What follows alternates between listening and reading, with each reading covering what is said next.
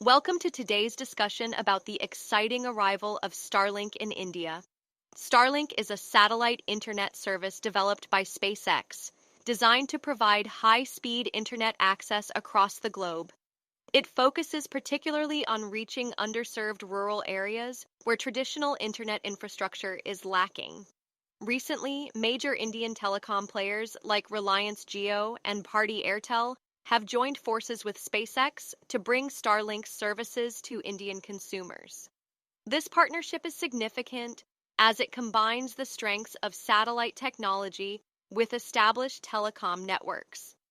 The impact of these collaborations can be monumental. They aim to enhance connectivity not just in urban areas, but predominantly in remote parts of the country where internet access is limited. Imagine farmers in rural villages being able to access crucial weather data or students learning online without interruptions. While the exact timeline for Starlink's launch in India is still in the works, the promise of reliable and high-speed internet is on the horizon.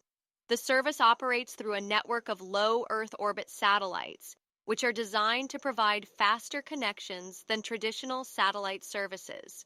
The Indian government is also working to streamline the regulatory process, which will make way for Starlink's operations.